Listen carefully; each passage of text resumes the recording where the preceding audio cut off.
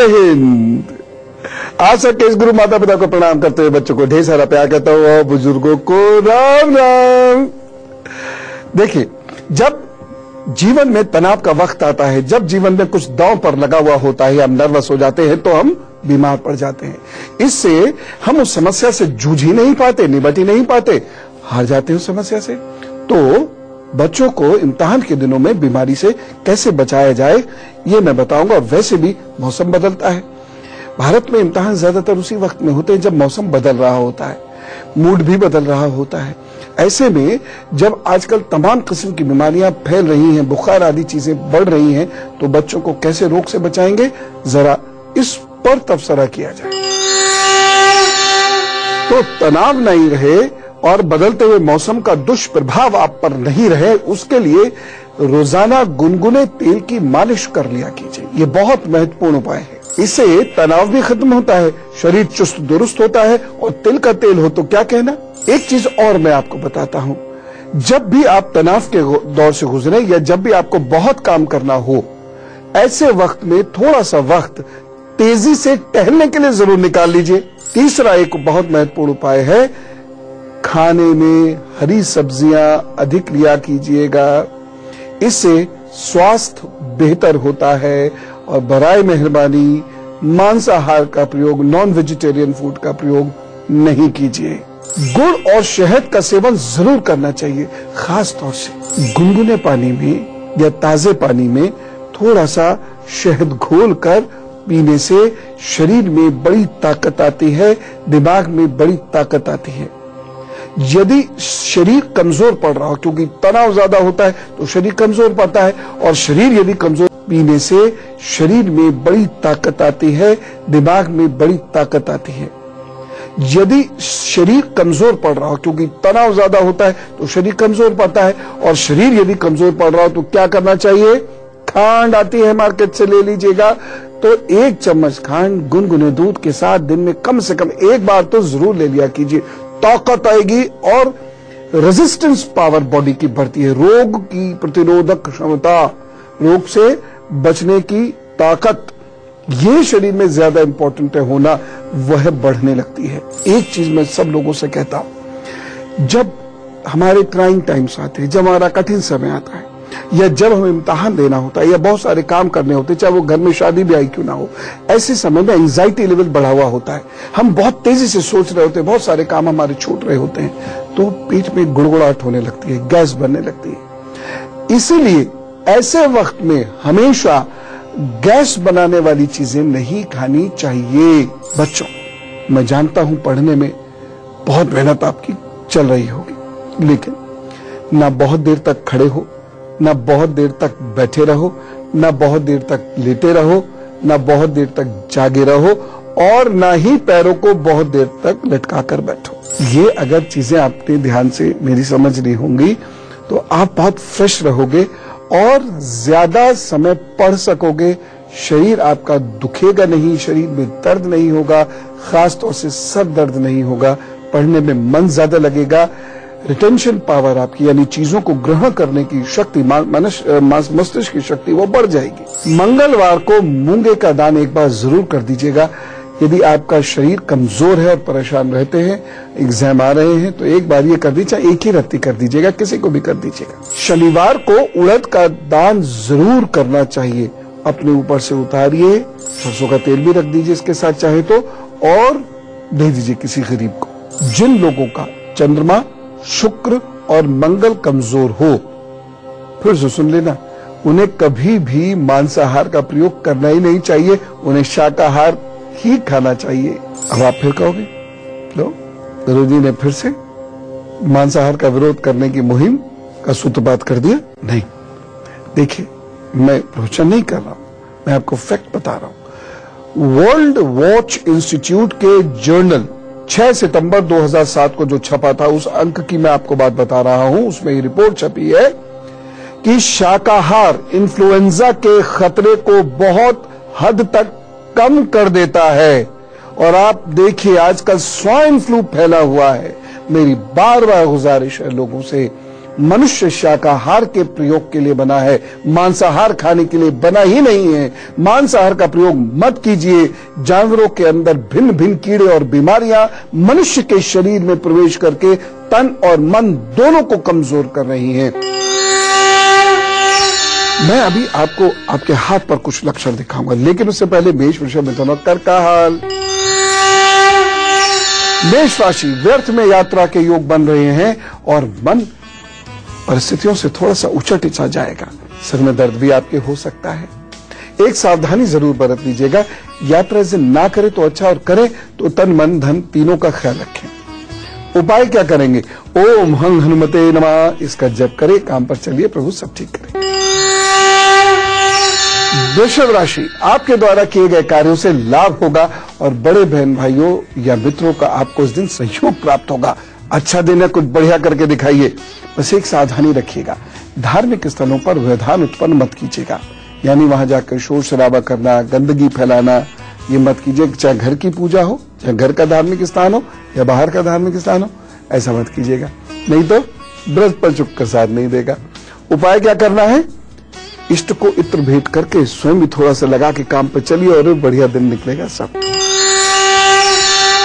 मिथुन राशि, आज कार्यस्थल पर प्रशंसा होगी, समय अनुकूल है। अच्छे दिन का लाभ उठाइए, कुछ नया सोचिए और बड़ा कीजिए। एक सावधानी, मजदूर वर्ग के लोगों को इस दिन मत सताइएगा। अकारण उन पर गुस्सा वगैरह मत कीजिएगा। उनका धनवन भी टाइम समय से दे दीजिएगा, अन्यथा आपको परेशानी होगी। उपाय, विटामिन सी का सेवन कीजिए, कीनू खाइए, संतरा खाइए, मौसमी खाइए, अच्छा फल मिलेगा। कर्क राशि, शंकाओं से घिरे रहेंगे, सरकारी कार्यों में बाधा रहेगी। दिन सामान्य है, कोई नुकसान नहीं होता हुआ दिख रहा, लेकिन केयरफुल जरूर रहिएगा।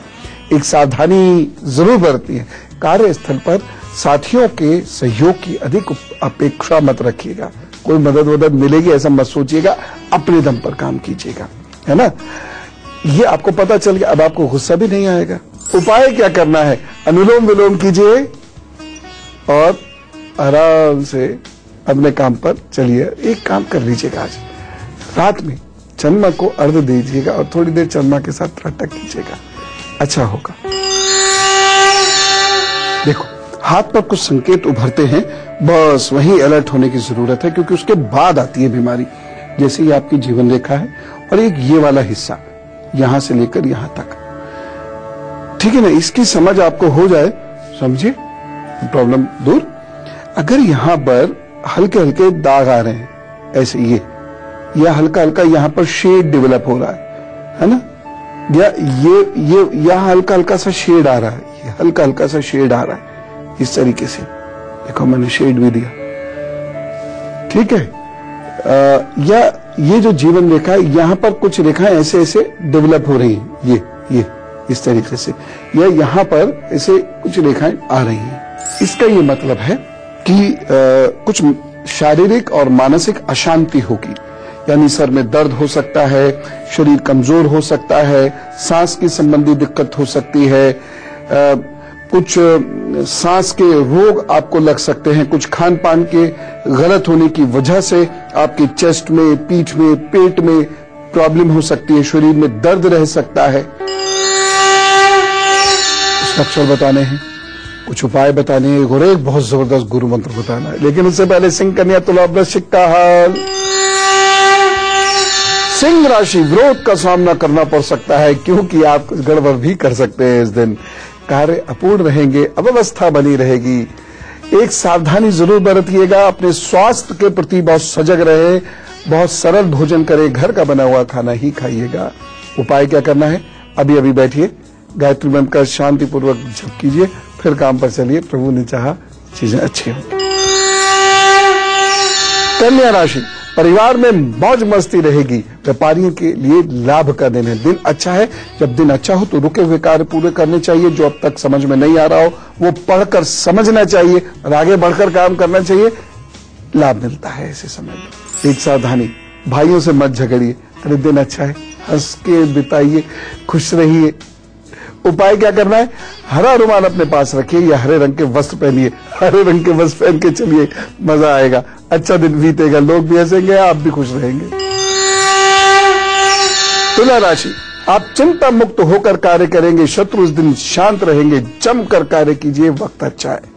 एक सावधानी, मित्र या जीवन साथी के साथ मतभेद मत रखिएगा, या मतभेद उत्पन्न मत होने दीजिएगा, नहीं तो आगे नतीजे अच्छे नहीं निकलेंगे। उपाय क्या करना है?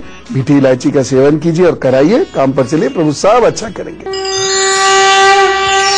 वृश्चिक राशि, आप चिंताग्रस्त रहेंगे और विद्यार्थियों के लिए भी दिन अच्छा बहुत नहीं कहा जा सकता। मन चंचल रहेगा, कंसंट्रेशन कमजोर होगा। एक सावधानी, चूंकि दिन अच्छा नहीं है और आप भावुक हैं, भावावेश में आकर कोई निर्णय मत लीजिएगा, नहीं तो परेशानी हो सकती है। उपाय क्या करना है?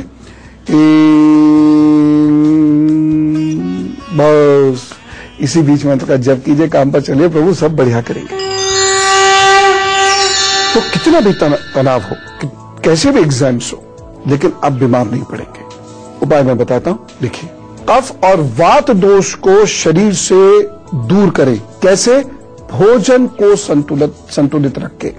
आप गैस बनाने वाला, ज्यादा तला हुआ, मैदा युक्त और ठंडा भोजन नहीं करेंगे। सिट्रस फलों का, या जो विटामिन सी हो जिन फलों में, या जो खट्टे फल हो, उनका सेवन थोड़ा थोड़ा जरूर कीजिएगा। सीतोफल आदि का सेवन भी किया जा सकता है, उससे आपको लाभ मिलेगा। एक चीज और, पुदीना, अदरक रस और शहद मिलाकर दिन में 2 बार 1 चम्मच लीजिएगा। शरीर ताकतवर रहेगा, इन्फ्लुएंजा, बुखार या फ्लू जैसी चीजों को यह रोकेगा। बस इतना ध्यान रखना बच्चों। कोई विशेष बात हो, घबराना नहीं, जाओ फटाफट चिकित्सकीय सलाह लेके आओ, आराम करो और पढ़ो, सब ठीक करेंगे प्रभु, उसका नाम जपते रहना। एक चीज मैं और कहना चाहता हूं, शुद्ध च्यवनप्राश का सेवन सुबह शाम करना शुरू कर दो, थोड़े से दूध के साथ। इससे दिमाग मजबूत होता है, इससे आपका शरीर भी मजबूत होता है। ग्वार पाठे का सेवन रोजाना निहार मुंह करना प्रारंभ कर दीजिए, शरीर को ताकत मिलेगी। और ग्वार पाठा पीने के बाद 5 मिनट के बाद आंवला भी आप खा लीजिए अथवा उसका रस पी लीजिए। शरीर बहुत मजबूत होगा, दिमाग दुरुस्त होगा और आप अच्छे से इम्तिहान दे पाएंगे। जिन बच्चों का भी इम्तिहान है, दिन में किसी वक्त दूध और हल्दी का सेवन जरूर कर लीजिएगा। खास तौर से यदि बच्चों को कफ रहता है तो आधे कप गुनगुने दूध में 2 चुटकी हल्दी मिलाकर ले लिया करें। कुछ दिन जरूर नाक पकड़ के लेना पड़ेगा, उसके बाद इसका स्वाद आपको रसने लगेगा, चीजें बेहतर हो जाएंगी, शरीर को ताकत मिलेगी, दर्द दूर होगा। एक और चीज, सांस की शुद्धि के लिए तथा सांस द्वारा संक्रामक रोग उत्पन्न न होने देने के लिए कपूर सूंघना चाहिए। घर में भी जो शुद्ध कपूर होता है, मैं रासायनिक कपूर की बात नहीं कर रहा हूं, मैं शुद्ध कपूर की बात कर रहा हूं, उसको जलाने से वातावरण बड़ा शुद्ध होता है। तो आप जैसे भीड़ भाड़ में जा रहे हो बच्चों और इम्तिहान के दिन चल रहे हैं, तो एक रुमाल में थोड़ा सा कपूर, देसी कपूर भर के रखो। बस 2-3 बार ऐसे कर लिया भीड़ में, तो जो संक्रामक रोग होता है, जो सांस से अंदर जाता है और आपको परेशान करता है, वो नहीं होगा। सूर्य की रोशनी में सुबह सुबह बैठकर ओम का जप करने से शरीर की रोग प्रतिरोधक क्षमता में वृद्धि होती है। सूर्य और बुध को ठीक रखने के लिए तांबे के बर्तन में ऊषा पान करने से शरीर की प्रतिरोधक क्षमता बहुत मजबूत होती है। एक चीज और बताओ बच्चों, डीप ब्रीदिंग किया करो, इससे दिमाग को ऑक्सीजन मिलती है, दिमाग मजबूत होता है और आप अवसाद की ओर नहीं जाते। अवसाद की ओर जाने से शरीर कमजोर पड़ जाता है, बीमारी हाथ लगती है। एक और चीज, यदि आपका शरीर कमजोर है, बीमार पड़ रहे हैं, छींके वीके ये सब बहुत आ रही है, सिर में दर्द रह रहा है, तो तांबे का छल्ला उस हाथ के अंगूठे में पहनिए जिस ओर सरदर्द होता है, यानी इधर होता है तो इधर, इधर होता है तो इधर। कुछ बच्चे कह रहे हैं मेरे तो सारे ही सर में होता है, दोनों में पहन लो। एक चीज और, कानों व पैरों के जो तलवे होते हैं इन्हें ढक कर रखा करो। खासतौर से शाम को या अर्ली मॉर्निंग आप बाहर निकलो या फर्श पर चलो तो थोड़ा सा पैरों को ढको, अच्छा रहेगा। जन्मदिन प्रवेश करना है कुछ लोगों को, गुरु मंत्र बाकी है, लेकिन फिलहाल धनु, मकर, कुंभ और मीन का हाल। धनु राशि, परिवार में मन थोड़ा सा व्यथित रहेगा, पेट और चेस्ट का ध्यान रखिएगा। एक सावधानी जरूरी है, परिवार में ज्यादा दखल अंदाजी मत कीजिएगा। उपाय क्या करेंगे? सांस को धीमे धीमे लेके छोड़ते हुए और ध्यान में बैठ जाइए। अभी और उसके बाद देखिएगा शरीर में ऊर्जा रहेगी, कोई चिंता नहीं रहेगी और थोड़ी देर प्रभु का नाम भी ले लीजिएगा ध्यान में बैठे बैठे, सब ठीक। मकर राशि विचार ऊर्जा से भरे हुए हैं, यात्रा में लाभ के योग बने हुए, आगे बढ़िए, काम कीजिए, सावधानी क्या रखनी है, धैर्य मत खोइएगा। उपाय क्या करेंगे, नीले या आसमानी रंग के वस्त्र पहनिए। कुंभ राशि परिवार के कार्यों में धन अधिक खर्च हो सकता है, कंठ संबंधी कष्ट के योग हैं, एक सावधानी, तंज मत कसिएगा किसी के ऊपर, यह ऐसी बहुत बुरी आदत है, और धन का निवेश नहीं कीजिएगा इस दिन। उपाय क्या करने, मौन रहिए और मानसिक रूप से इष्ट का जप करते रहिए, सब अच्छा होगा। मीन राशि भाग्य साथ देगा, यश की वृद्धि होगी और चेहरे पर प्रसन्नता रहेगी, दिन अच्छा है, बस एक सावधानी की जरूरत है। इस दिन सेवकों से सावधानी पूर्वक व्यवहार करें और अलर्ट रहें थोड़ा। उपाय, हल्दी का तिलक कीजिए और यदि आपके गुरु हैं तो उन्हें मानसिक रूप से प्रणाम कीजिए, नहीं तो गणपति जी को प्रणाम कीजिए और काम पर चल दीजिए। अभी मिलता हूं एक छोटे से ब्रेक के उस पार।